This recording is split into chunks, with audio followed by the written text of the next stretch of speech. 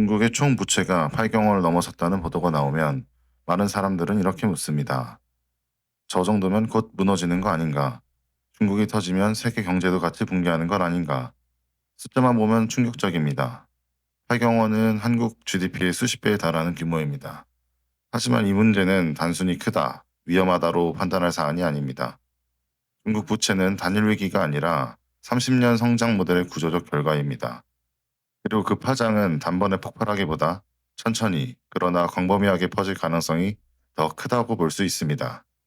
오늘은 중국 부채 8경원의 실체와 그 구조, 그리고 세계 경제에 미칠 영향을 차분히 정리해 보겠습니다.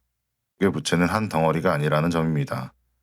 중앙정부의 부채, 지방정부의 부채, 지방정부 금융 플랫폼, 부동산 개발사 부채, 가계부채, 그리고 그림자 금융. 이 모든 것을 합산한 광의의 총 부채가 약 8경원 수준으로 추정됩니다. 여기서 중요한 질문은 누가 빌렸는가가 아닙니다. 왜 이렇게 빌릴 수밖에 없었는가입니다. 중국의 성장 모델은 부동산 개발, 인프라 건설, 지방정부 투자 확대를 통해 GDP를 끌어올리는 방식이었습니다. 부채는 성장의 부산물이 아니라 성장을 유지하기 위한 연료였습니다. 문제는 그 연료가 이제 성장 속도를 끌어올리기보다 성장을 묶어두는 요소로 변하고 있다는 점입니다. 첫 번째는 부동산이 만든 구조에 있습니다. 중국 GDP의 약 25%에서 30%가 직간접적으로 부동산과 연결되어 있습니다. 지방정부는 토지를 팔아 재정을 확보했고, 개발사는 선분양으로 자금을 돌렸으며, 가게는 집값 상승을 전제로 대출을 받았습니다.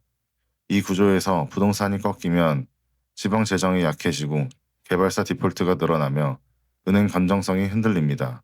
지금 중국이 겪고 있는 국면이 바로 이 단계입니다. 두 번째는 서구형 금융위기와는 다르다는 점입니다. 2008년 미국 금융위기는 민간 금융기관의 레버리지 붕괴에서 시작되었습니다. 하지만 중국은 좀 다릅니다.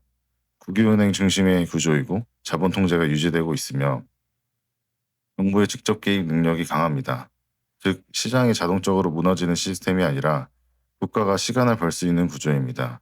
그래서 중국 부채 문제는 급격한 폭발보다는 장기적 침체로 이어질 가능성이 높다고 볼 수 있습니다. 가장 위험한 부분, 그리고 가장 취약한 부분은 지방정부와 그림자 금융입니다. 지방정부는 인프라 건설을 위해 금융 플랫폼을 통해서 대규모 차입을 했습니다. 하지만 수익이 나지 않는 프로젝트도 많았습니다. 또한 그림자 금융은 공식 은행 통계를 우회해 자금을 공급하는 구조였습니다. 이 부분이 정리되지 않으면 잠재부실은 장기간 누적될 수 있습니다. 이건 단기 폭발보다 더 길고 느린 위험입니다. 될 수 있지만 여기서는 크게 세 가지의 시나리오로 보고 이야기해 보겠습니다. 첫 번째 시나리오는 통제된 디레버리징입니다. 가장 가능성이 높은 시나리오라고 볼 수 있습니다. 중앙정부가 부실을 흡수하고 국유은행을 통해 구조조정을 진행하며 지방정부 채무를 재조정하는 방식입니다. 이 경우는 중국은 급격한 붕괴는 피하지만 성장률을 낮아질 가능성이 큽니다. 청년 실업, 소비 침체, 부동산 장기 하락이 동반됩니다. 저성장 고착화입니다. 두 번째 시나리오는 부분적 금융사고입니다. 일부 대형 개발사나 지방정부가 상징적 디폴트를 맞을 가능성도 있습니다. 단기 충격은 발생하지만 국가가 개입해 확산을 막는 구조입니다. 이 경우 시장에서는 중국도 안전지대가 아니라는 인식이 강화됩니다. 세 번째 시나리오는 급격한 시스템 위기로 자본 통제가 붕괴되고 대규모 자본 유출이 발생하며 위안화 급락이 동반되는 시나리오입니다. 그러나 중국의 통제 구조상 가능성은 상대적으로 낮다고 볼 수 있습니다. 세계적으로 다양하게 미칠 영향이 큽니다. 첫 번째로는 원자재 가격의 구조 변화. 중국은 세계 최대의 원자재 소비국입니다. 부동산과 인프라, 투자가 줄면은 철강, 구리, 석탄, 시멘트 수요가 감소하게 됩니다. 이는 글로벌 원자재 가격에 하방 압력을 주게 됩니다. 자원 수출국에서는 직접적인 타격을 입게 될 것입니다. 우리나라 경제에서는 대개 중국 수출 의존도가 높습니다. 반도체, 화학, 철강, 중간재 산업, 중국의 내수 부진이 길어질수록 한국 기업의 실적 압박은 커질 수 있습니다. 특히 중간재 중심 구조는 중국 경기 둔화에 직접적으로 연결됩니다. 글로벌 금융시장에서는 중국은 미국 국채 대규모 보유국입니다. 부채 문제가 심화될 경우 위안화 약세, 달러 강세, 신흥국 자본 유출로 이어질 가능성이 있습니다. 즉, 중국 부채는 중국만의 문제가 아니라 글로벌 자금 흐름의 변수입니다. 중국 부채 8경우는 당장 세계 금융위기를 촉발할 가능성은 낮습니다.